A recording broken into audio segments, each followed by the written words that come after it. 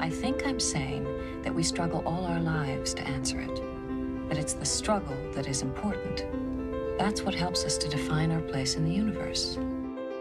This is Beverly, Dr. Beverly, Dr. Beverly Crusher. Honest, Forceful, trusting, brilliant, strong. and adventurous. And this is Crusher Convo. And welcome to Crusher Convo, where we are crushing the conversation one episode at a time. Today, I have another doctor in the house and who is gracing us with his presence. We have Dr. Phlox himself, John Billingsley. Hello, John. Yeah, hello. Thanks for having me. All right. You know, Gates McFadden said when you were on her podcast that you are free, spontaneous, completely wacky, and a sweetheart. And I absolutely agree. And so I thank you so much for joining me today. My pleasure. As I like to call her, Boots McGately. I don't know why, but for some reason I could never quite remember her name years ago when I didn't know her. Just watching the show a little bit, it was like, what's her name? She's got a weird name. It's something with Gates. It's Boots McGately. I think it's Boots McGately. And for years I called her Boots McGately. And then, it took me a long time after I actually met her to stop calling her Boots McGately. I don't know why. I don't know. I see a t-shirt coming on. All of a sudden we'll wear it at Vegas and look at the I just feel my little, look, it's Boots McGately. Yeah, and I'm sure she would respond to it too, right? I've told her that. I don't think she remembers that I used to call her Boots McGately. But unfortunately, I won't be in Vegas this year, but I remember last year I had run into you because, the hallways are so tight with people. Indeed, and I they are. ran into you while you were heading to the bathroom, and I was like, I'm so sorry. You're like, it's fine. And then that was our only encounter in person. Yeah, the older good memories. The older you get, the less time in between bathroom breaks. It's like, oh, I'm sure. And those bathrooms are far. 5 minutes. I know they are. They are indeed. They are far. And if you're on Star Trek, it's hard to get from place to place without saying hi to folks. So you have to give yourself a little bit of extra travel time. A little bit, right? Yeah. So I'm going to go ahead and jump into our question. I like the fact we've already talked about going to the bathroom. It took about exactly. About we got the seconds. big stuff out of the way. Yeah. So I was looking into your story and all that stuff, and it showed that you were born in Media, Pennsylvania. You lived in Alabama, Louisiana, and Connecticut. So you bounced around a little bit as a kid, but can you tell me of like one amazing thing about your childhood that you even feel like resonates with you today?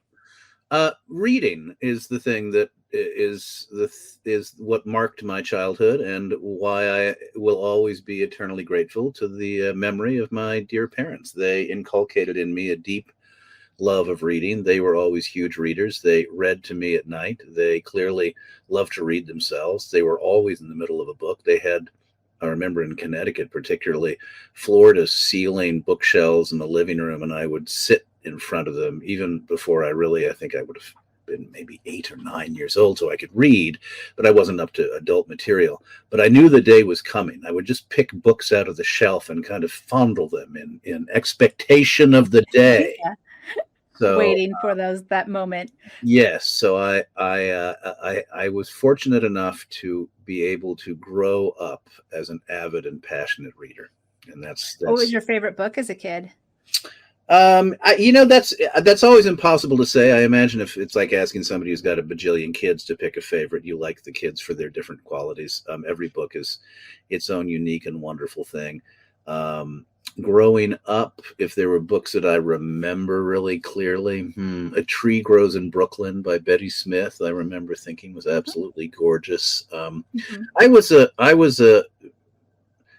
was a voracious reader, but I was also sort of a bizarrely indiscriminate reader. For a period of time, in fact, when I was a young teenager, I would go to the library and I would concoct these absolutely ridiculous games. Like I would say, okay, I'm going to check out of a library every 20th book in the R section in fiction. And I would take like 5, books by a writer with R, began with R. I would know a damn thing about them. And those would be the books I'd read. Because I thought, it's like, I'm just, I don't know enough about the world of fiction. Right. So let's just try. And so I ended up reading things that I would probably not read now and would never have read, some of which I adored, some of which like, better luck next time. Yeah, not going to read this one again. Yeah. I mean, I couldn't tell you were an avid reader with the line of books that are. Oh yes, I don't know. Are we on? Is this a pure audio podcast, or are people going to see my? No, it's going to be video. Yeah, people will see all your. Well, then yes, I have it's a sickness. It beats heroin, is what I always tell my wife. I'm not sure it actually does beat heroin now. I kind of think like, heroin isn't dusty, if nothing else. If I was a heroin addict, I wouldn't sneeze as much, probably. I have, I think, about 15,000 books. This is one stack in one room. And my best friend her grandfather had a bookstore here in town, and he had it for years. He retired. They had to close it down, and he got sold like he still had 300,000 books. And we're talking like old books. Like I had books that were like 120 years old, still in mint condition. Yeah. I mean, if I had world enough and time, and could live forever and had the money to invest, I would definitely have a gargantuan house big enough to construct my own private library of books. But just because I want to live in a library, as a kid, I would skip school to go to the library, like not skip school to go out and do heroin. I would call my parents and say, well, didn't feel like going to school today. Call my mom. Didn't feel like going to school today. Went to the library. She'd go, you can't. Okay, I'll pick you up. And she'd come, and we spend the entire day in the library together. Well, I mean, school, you're reading books. Library, you're reading books. I mean, it's educational, right? I have a bizarre rebellious streak that I've never really been able to entirely understand. As soon as somebody assigns a book, it's like, fuck you, I'm not reading that. So school was not actually for me about reading. Right. It was about pretending to have read. Right. Even in college, I remember going to the library and wandering the stacks, get pissed off that I had to read the books that I was assigned when I wanted to read this, and this. Right. I've subsequently gone back and read all the books that were assigned that I rebelled against reading at the time, and have loved most of them. But Mm-hmm. I'm an asshole, basically, is really what it boils down to. It's like we all have that tendency, depending on what it is, right? I think we have a passion for something. If we're really passionate, so I wouldn't call the way that you have to grapple with a book in school is, it's one, you have to have classroom conversations, which I didn't really particularly want to have, and you're reading at a particular pace, and they're quizzing you on it. It's like, if you make reading a book work instead of letting it be fun, I think you kill the possibility of joy for readers. There's a part of me, I ain't no pedagogue. Yeah. So, far be it from me to tell people who teach for a living how to do their gig. But it always struck me that if I was given a classroom, I would say, okay, here's the gag. For an hour, I'm putting everything out on the table you could possibly take an interest in reading.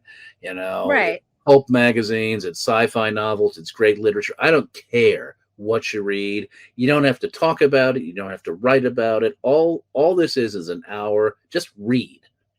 No talking. Yeah. Just read. Just read. Yeah.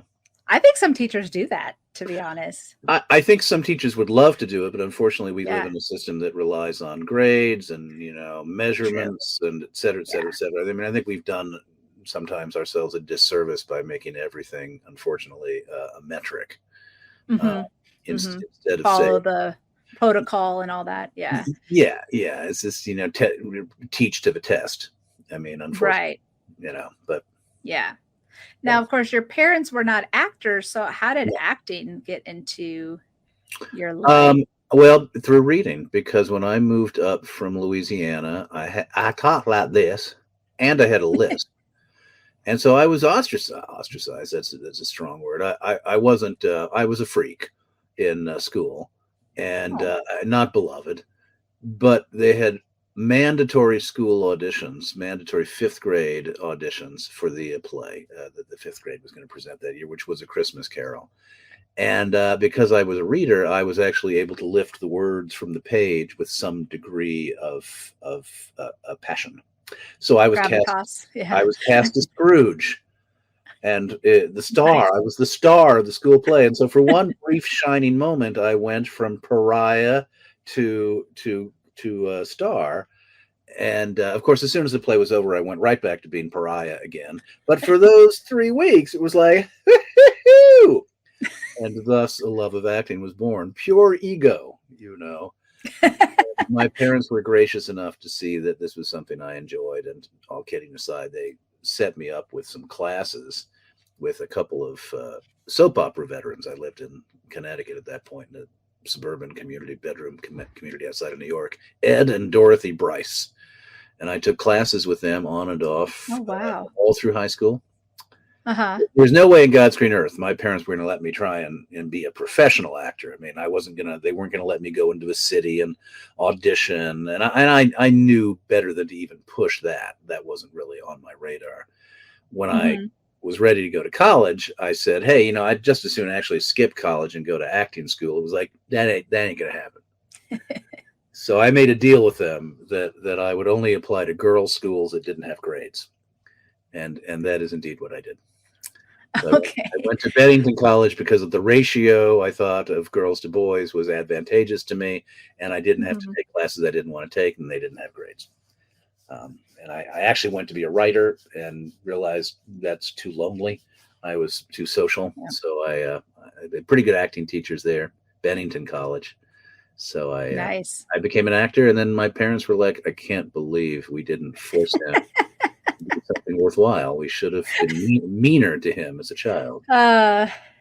Well, you know what? You have a lot of credits to your name now. It's like 169 so far on IMDb. Yeah, I know. I wish my parents had lived long enough so they could I could rub their noses in it. It's like, I told you so. You're like, I got this. I mean, you are one of those character actors where it's like, I know who that is. Now, a lot of your roles, we know you from like X-Files, Diagnosis Murder, Gilmore Girls, Stargate, SG-1, Angel, and my favorite, Bones.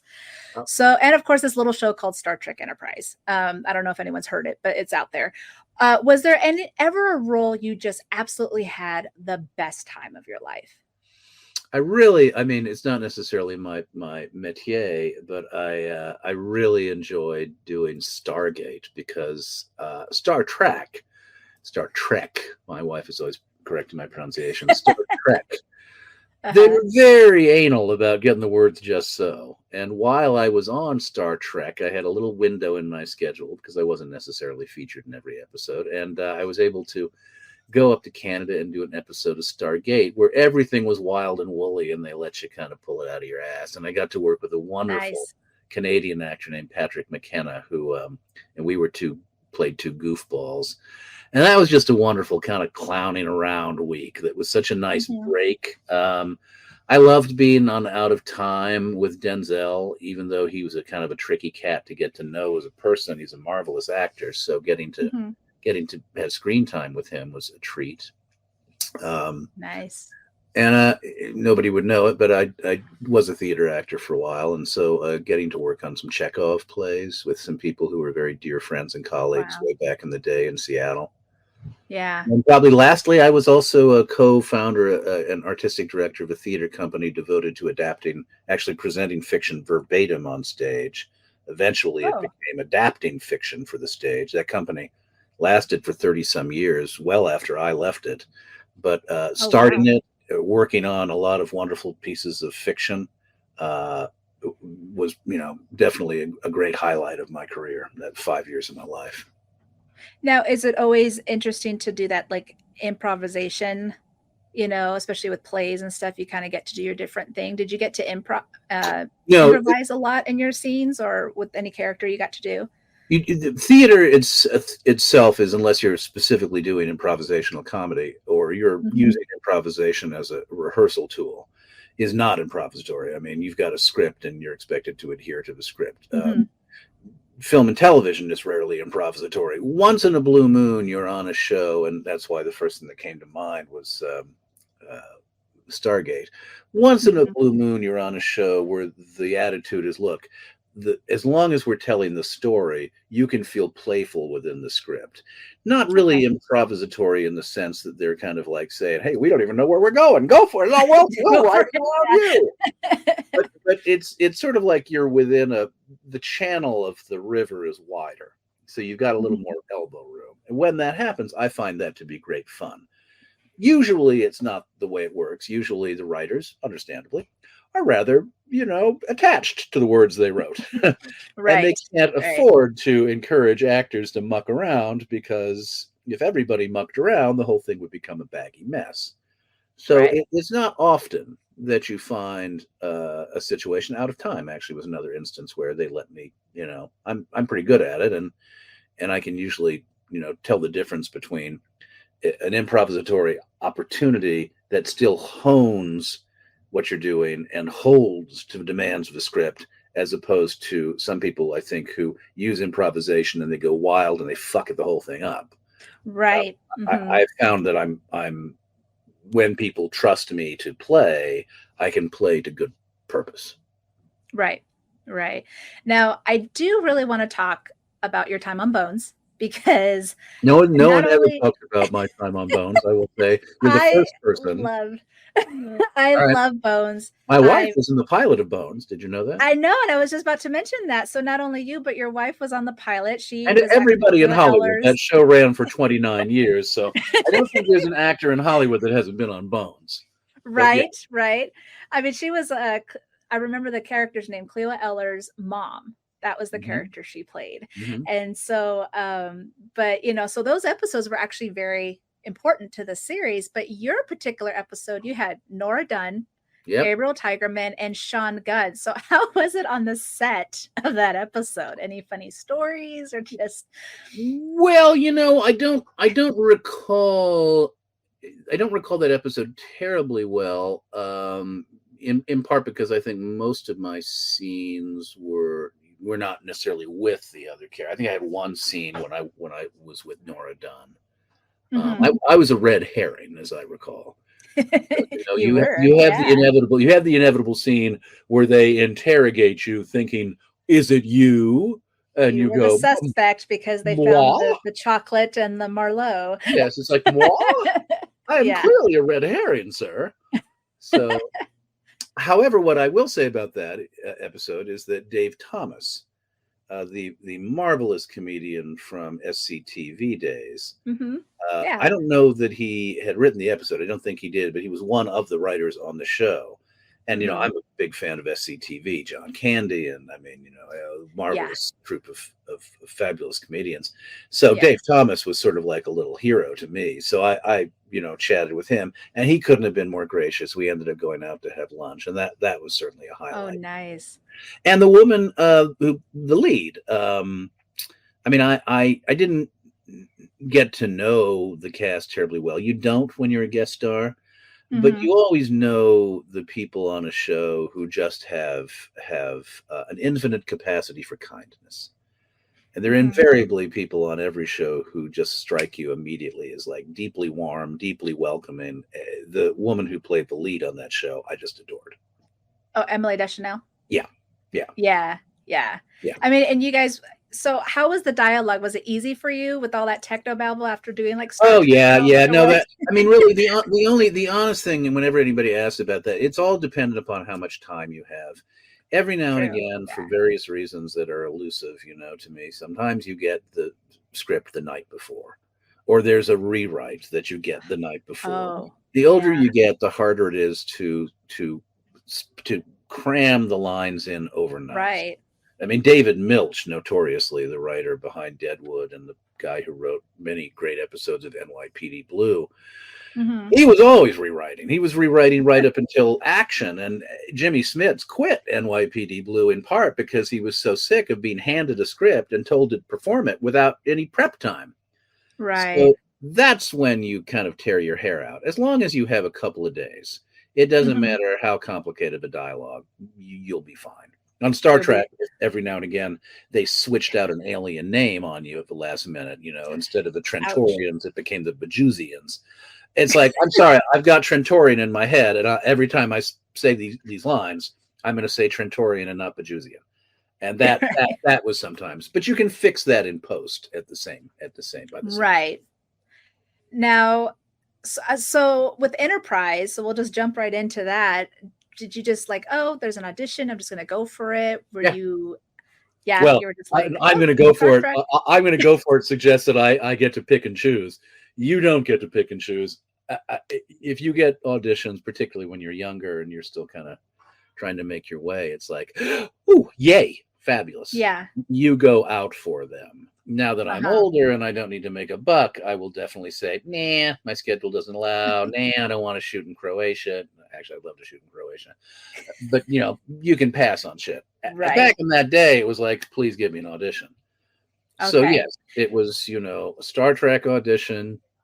One is certainly aware of what that means. Should you get a series regular on Star Trek, it's, it's like you buy a house. Huzzah. Yeah. Now, since Enterprise was the prequel, though, how was that process with Phlox? Like, were you directed to be like, this is how the character's supposed to be? No, you have no idea. In fact, I've told this story a lot. So for those of you who are listening and have heard it a bajillion times, feel free to go to the bathroom and come back in 2 minutes. Intermission. Yeah. For those of you who have not heard it, I'm really perplexed as to why you haven't heard it and why you're watching me, because clearly you could. Clearly, I haven't, because I'm asking. I know. I'm stunned. Whoops. No, they don't give you a lot of the material for a pilot. Sometimes they give you the full script. Sometimes they're a little precious about it. I did not get the full script. I got a single scene. Uh-huh. And the only instruction was he's an alien and come in with a slight alien accent. It was like, all right, fine. Whatever that means. So descriptive. Yeah. So it's like, so I worked with the missus and I tried a bunch of silly voices, and I came in with the voice pretty much fairly similar to mine with a slight adjustment to make it Phloxian. But what I did add, because I was feeling puckish, was in moments of the script, the scene was very much about a guy who's optimistic and buoyant. And I thought, okay, perhaps in moments of high buoyancy, he squawks in delight. So I squawked like a bird. So I auditioned and went blah, blah, blah, blah, blah, blah, blah, blah, blah, blah, blah, blah. And lo and behold, they like me and I get called back. And it's like, oh, shit, do I squawk? So I squawked during the callback. Nobody said anything. I said, oh, shit, I guess I'm going to be a bird. And then I get the final audition where I'm going to network and there's nobody else there that I'm competing with that I can see. So it's like, it's mine unless I really fuck it up. I squawk like a bird. I get the part. So I'm fairly convinced I'm going to be a bird. I'm like, I'm flapping my wings in the backyard. I'm like, pecking at worms. I'm like, okay, it's Dr. Phlox. He's a bird. But they're not making me look like a bird, the makeup tests. And, right. Nobody says anything about me being a bird. They're not dressing me like a bird. It's like, am I a bird? And I asked Rick and Brandon at the table read, where I also squawk, at the end of the table read, he said, so look, and nobody said a word to me. I'm kind of thinking he's kind of like a bird. Am I a bird? And they went like, like, what the fuck is that?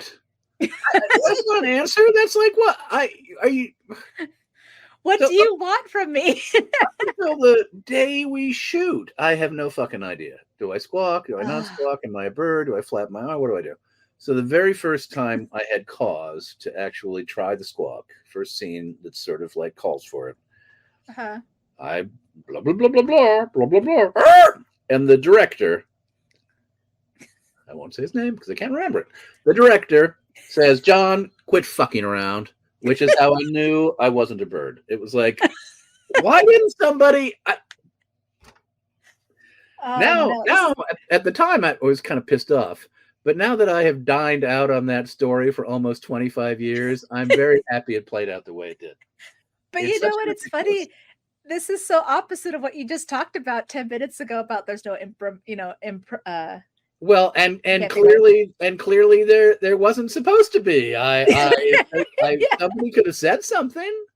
Yeah. It brings me back to the story with the Ferengi, where like the director didn't know what these aliens were supposed to be. So he was like, just jump around like monkeys or whatever. So there's Armin and the other guy's just like, okay. And that was the complete opposite of what the Ferengi were supposed to be. Yeah. So I think there was a lot of people not on the same page. They were still trying to figure it out. Yeah, exactly. And ironing out the wrinkles.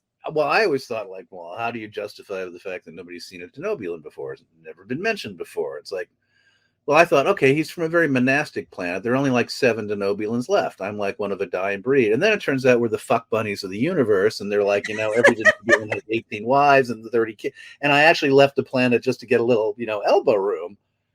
So, the actor can make up whatever the actor wants. And it's probably going to be invalidated by what the writers decide in the end. Right. Right. I'm kind of excited because I just finished Voyager and I'm about to start Enterprise. I have not seen one episode of You've it. not seen a And now single. I'm just Wait a gonna second. So I'm a guest on your show, and you've not seen a single episode. I've seen the Oh, finale, which was just because for all you know, everyone knows I'm about. not even John Billingsley. I could be some guy who's I know like, you're Dr. Harkness from both. well, God, I hope you don't hate it. You can fast forward through the scenes I'm not in if you want. I There's was just told to fast forward through the song. That's what people have been telling me, people that hate the we song. like Enterprise, but the song. I don't really quite understand the loathing for the song. Although early on, we were filming our first episodes during 9/11, and so Right.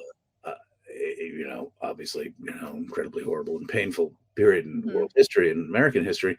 But a couple of days after 9/11, I'm going to Paramount, and there are a group of people outside carrying signs and picketing, and I'm thinking, oh, this has to have something to do with 9/11. I wonder what it is that is causing people to picket Paramount having to do with 9/11.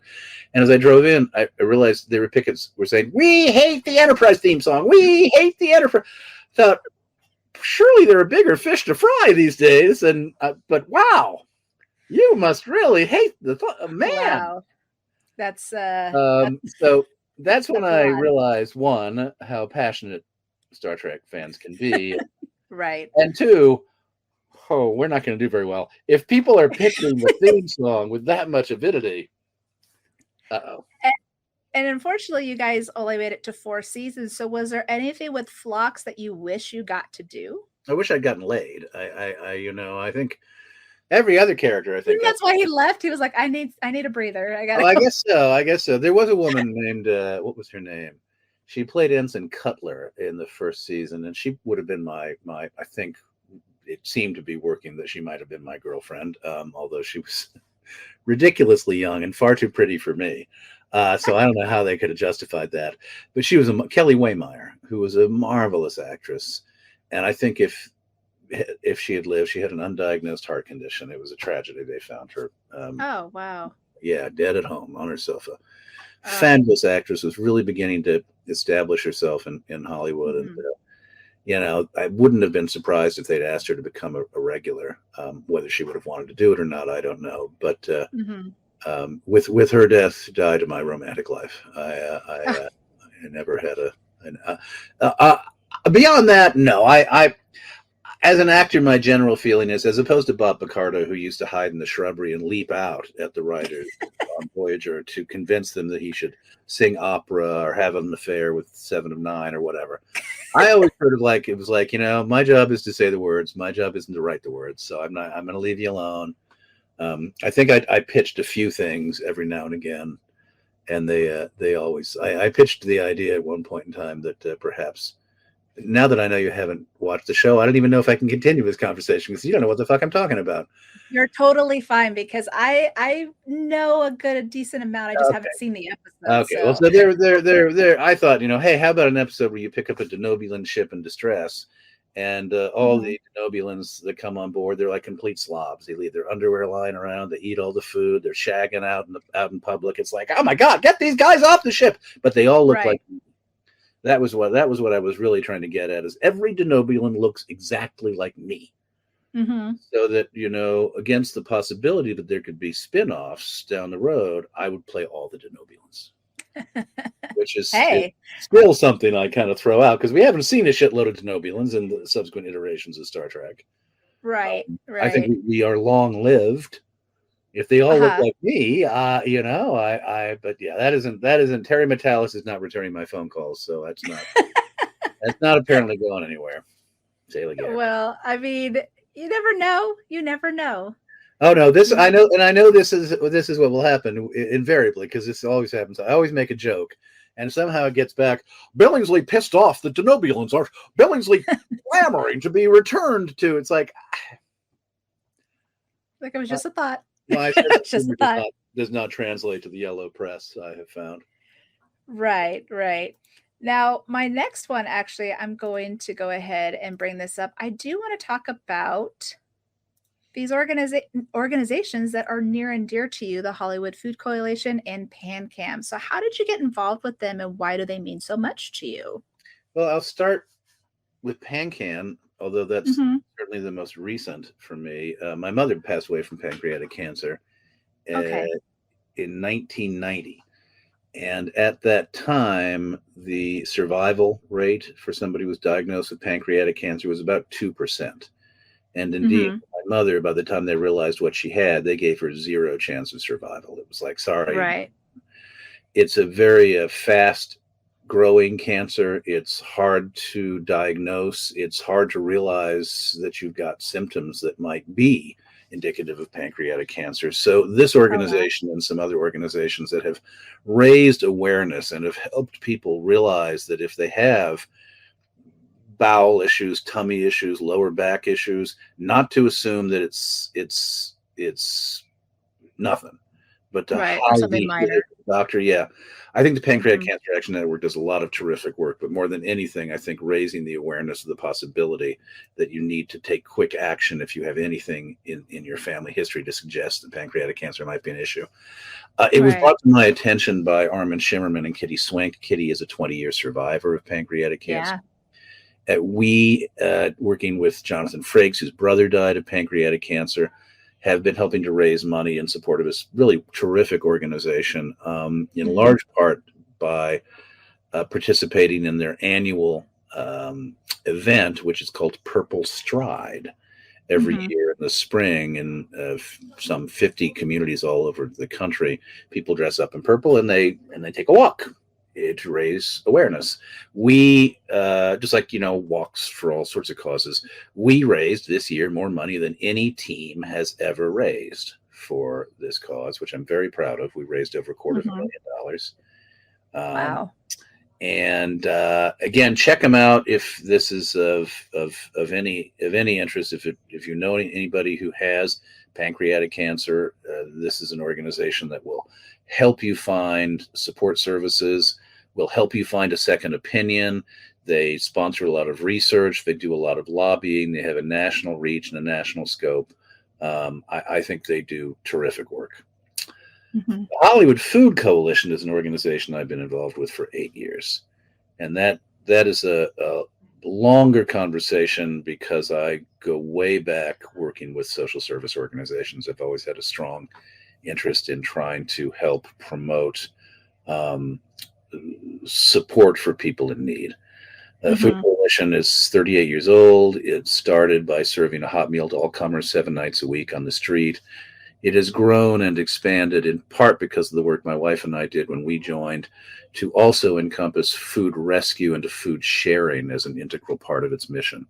So we now rescue around 2.5 to 3 million pounds of food a year, which we use to augment and buttress the meal programs of other social service organizations, battered women's shelters, at-risk kids.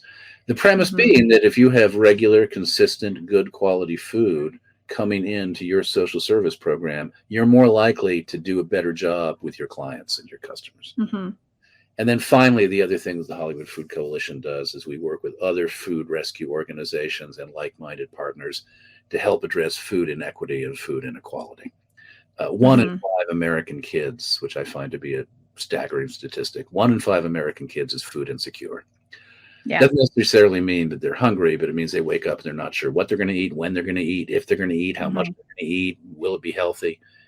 We are trying to recognize that together, working together, we might find ways to be able to access food that would not otherwise be saved and get it to the people in underserved communities, and to kind of create a model that other communities can look at and learn from based on coalition building.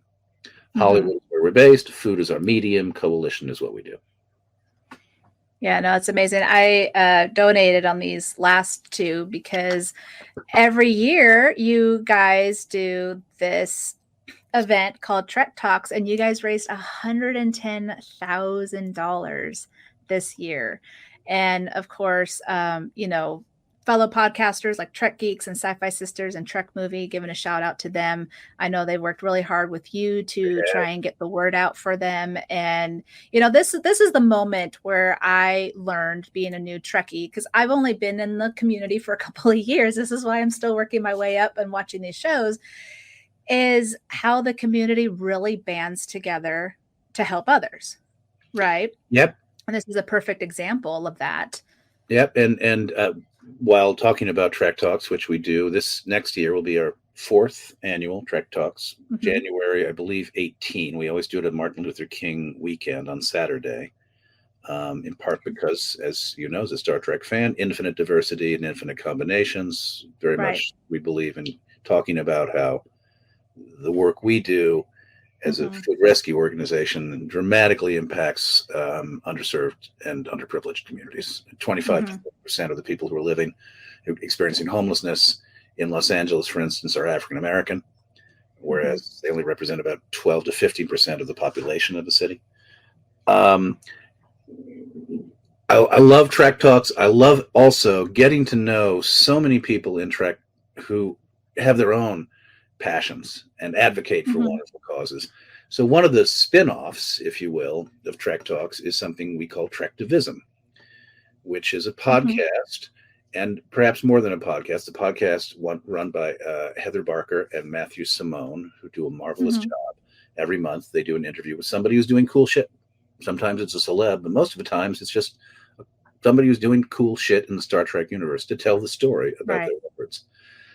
One of the things I'm kind of interested in is continuing to get this notion that what you just said is true. All the folks in Star Trek probably were attracted to this franchise in part because of the ethos of Star Trek and what Gene Roddenberry argued. One, that we can come together, set aside our doctrinaire differences, stop pissing on each other's shoes, and pull together for the common good.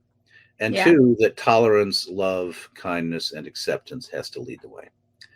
And I think those missions, those common beliefs that bind us as Star Trek fans can help bind us in ways that might lead to more and better good works and supporting those good works collectively. So that's sort of what Trektivism is kind of about. Yeah, I've actually heard of the podcast. I think we follow each other on Instagram. But I mean, I've learned so much just from others, like you said, about the love and kindness and helping others aspect. Last year I went through a terrible, terrible traumatic situation. And it was those people, I only knew them online. Like I never knew them in person, but those were the ones that actually came and helped me get through it while I was going through my PTSD and my therapy and stuff like that. Now, one of the things like I'm super passionate about is just the lack of mental health help that is out there, and even you had mentioned it on Gates's on her podcast that you wish there was more help for those who are homeless. Right. Because they go through so much. Yeah. I mean, and without wanting to, wallow in the negative, but it is undeniably true that if you are experiencing homelessness, whether you had PTSD or mental illness before you found yourself living on the streets, you will emerge, even after a short stay living on the streets, with some form of PTSD or mental illness. And that's what's so pernicious, is that there's a reason why a lot of people who are living on the streets turn to drugs. It's because you're living a nightmare.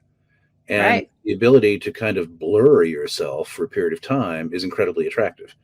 It is inherent. The very nature of not having a roof over your head is terrifying. And when you're afraid, when you're that afraid, you will descend down any pit that seems to offer some comfort. Right.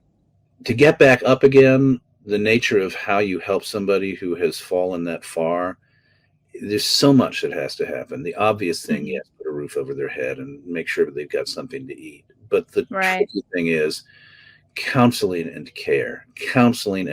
And there simply are not enough trained counselors. We don't pay our teachers. We don't pay our mental health advocates. We don't, the trap of a capitalist society is, it's it's what the market decides, and the market has not decided that it is worth paying people enough money to go into these fields. Penny,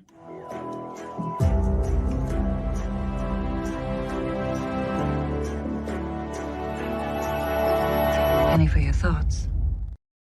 This is my penny for your thoughts section, where I had a fellow podcaster of mine. She had a couple of questions for you. Her name is Abby. Her podcast is called First Flight Podcast. She is a huge Star Trek Enterprise fan.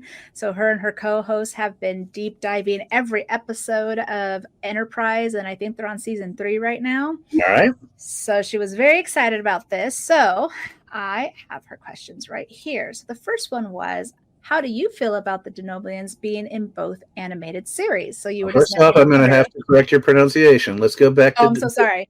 Denobulan. Denobulian. This is my favorite thing to do. Denobulans. Very good. Yay! Very good. The reason there aren't more Denobulans is because nobody can pronounce their species. It's similar to the reason my wife, Bonita Friederisi, married me. It's because I was the only person who could pronounce her last name. There we go. I know. She looked, 35, 37 years. It's like, can anybody pronounce my last name? Friederiki? Nope. It's like those fairy tales where you have to answer the 3 questions to get over the bridge. Yeah. How do I feel about Denobulans being in both animated series? Until they actually hire me to be in the animated series, they can go fuck themselves. I say that with all the love in the world. Of course, yeah. So no, I'm happy to see. Having a deep affection, having basically been the father of Denobula. Right. I like nothing more than to see more Denobulans.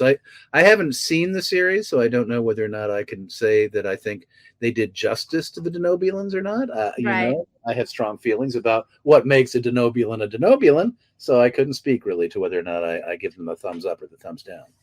I don't believe there was squawking. I think that no, there was no squawking for me either. No. The squawking didn't make it. The squawking didn't make it through episode. Yeah. No well, squawking. It continued. It still didn't make the cut. No, there's still no squawking. So her next question though was, what 3 books do you think that everyone should read? Wow, that's a good question. What 3 books do I think everyone You love your should reading. read? I'm not sure I would ever suggest that there's any such thing as a book that everyone should read. I honestly, I would say that the thing about reading is that if you don't dig a book, it doesn't mean the book is bad. It means that you're not in the place you need to be to appreciate the book. So rather than answer this question directly, I would say I can tell you books I love. I love The Sound and the Fury by Faulkner. I would read that again and again. I love David Foster Wallace's Infinite Jest. You're going to get to see a little bit of my cat. Hello, kitty. I also think is extraordinary. In deference to Armin Shimmerman, I'd say some familiarity with works of Shakespeare. And although I myself am an atheist, I have read the Bible, and I think it's important just for cultural literacy and to appreciate some of what is beautiful in the storytelling. Probably one should have some familiarity with the Bible. But my own personal belief is that you're never going to read all the books there are in this world. So it's not a competition. There's no shoulds and there's no race. I find that when I pick up a book, I need to sort of say, just slow down, enjoy this book. And if I find myself racing, then I stop and say, savor it. A book is like a person, you should try and make sure you're really getting full satisfaction from the encounter. I liked your idea how you said that you would go to an author, like you would pick R and pick like the I wouldn't recommend that in that would really be, because no. I feel like you would find like all of a sudden it would be a book that you wouldn't think to read, and all of a sudden it was really good. It's the thing, there are two I think fundamentally different schools of thought, and I can completely understand both. One school of thought is start a book. If you're not digging it pretty quickly, throw it aside. There's plenty of books in the world. And I totally get that. I grew up seeing my father, who was a big reader, pick up books and throw them down so quickly. Like the stack of rejected books would be like, up to his eyeballs. It's like, you don't like anything, man. You're just so persnickety. Got to give the book a fucking chance. Right. So I err on the side of, I blame myself. If I'm not digging a book, and I'm probably this age, and having been a reader my whole life, I know that I'm picking up a book that is good. If I'm not digging it, that's on me. So I'll go back and I'll start it again. Sometimes I will speed read a book just to get the architecture of the book, and then I'll start. I wrestle books to the ground, and I've had so much joy. Sound and the Fury is a perfect illustration, the first chapter of which is written from the point of view of a severely retarded boy. It's really hard to penetrate. When you do penetrate it, it's amazing. Right. Demanding books are demanding, and they give great satisfaction. An Infinite Jest, I adore. It's a demanding book. Mm-hmm. I think you kind of need to bring your best self as a reader. Proust. I had a project a couple of years ago to read the 7-volume In Search of Lost Time, which was gorgeous. Yeah. But it's like it's a project. Yeah. Lonesome Dove, I think, on flipping the script for books that are just like, to remind you what it is to just read for sheer unadulterated pleasure. I think Lonesome Dove by Larry McMurtry is one of the books that reminds you what it is to have fun as a reader. Mm-hmm. So that's a book I recommend. Oh, awesome. Now, to my last question, I want to have a little fun. Just a little. Just a smidge. All right. Now, since these characters are both doctors, my podcast is dedicated to this character. What kind of mischief, like use your imagination, do you think that Phlox and Beverly Crusher could get themselves into, right? Like they both had that do no harm. Well, when we were younger, I can only say that Dr. Crusher hasn't known the delights of a rose petal bath until she's met a hunky denobulant man in his prime. But now, what we could do now would probably be considerably less, less titillated to that. I would imagine. Yes, probably have to. Maybe I don't know. I like my character's big on leeching, so I'd like to think that perhaps I could teach her a thing or two about how to get down and dirty with some old school medical practices now outlawed in great quadrants of the galaxy. I'm sure she'd be fine with it. She knew how to do plants and roots and stuff to make. Well, I made fun of you for not having watched Enterprise. I've hardly watched any Star Trek. So great swaths of Star Trek. Right. I didn't know she was a plant and root girl. She was, yeah. She's very old school. Okay, well, yeah, we would have gotten along like a house on fire. Yeah, I'm sure you guys would get in some kind of trouble where you were like, Prime Directive? Nah, we're going to go do this. We're going to cause some trouble over here. All right, good. Yeah, the doctors generally, I think, have a, we're not warriors. We're not part of the warrior class, Right. I mean, the Federation in the end is sort of, it's kind of a military construct, these people who are going out in space. And we're not, which I appreciated. The doctor on my show was, sort of like, I'm not going to do that. What are you going to do? Bust me in rank? Put me in the brig? Yeah, I don't want to do that. Right, exactly.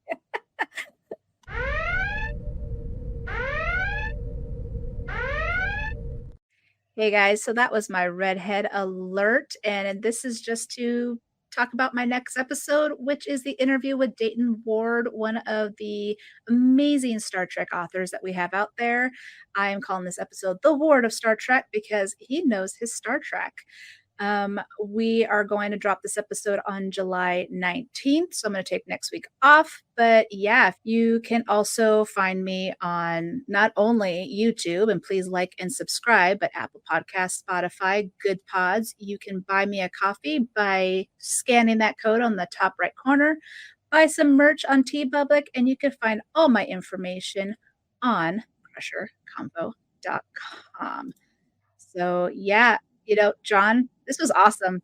Thank you so much for joining me today. Of course, my pleasure.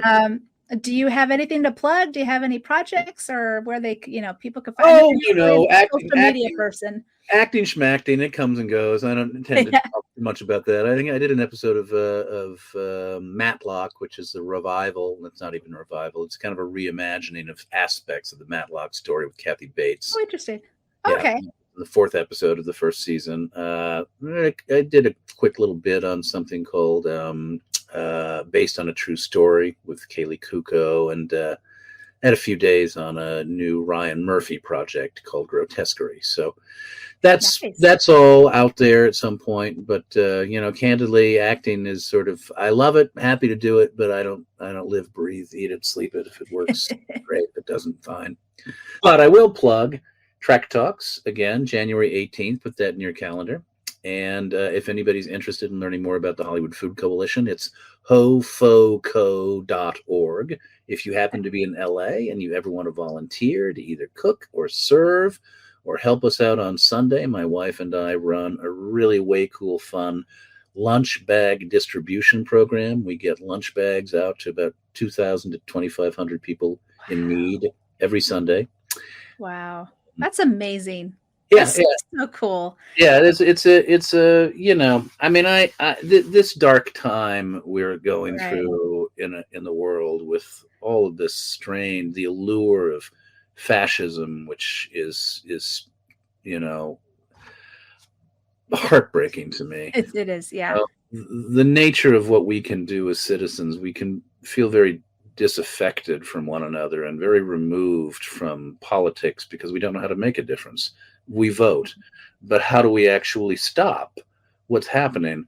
And in the end, I think it is our obligation to kind of ask ourselves individually, what is our activist bliss? What is it we can do that we feel connects us to our community in a way that, because I call it Trectivism, that actually fulfills the values that we all hold dear in Star Trek? What does it mean to give back? What does it mean to build alliances and bridges and coalitions?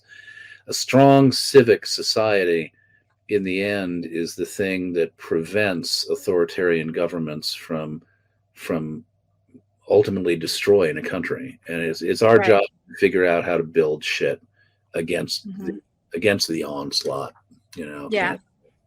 And even just be there for each other, support each other.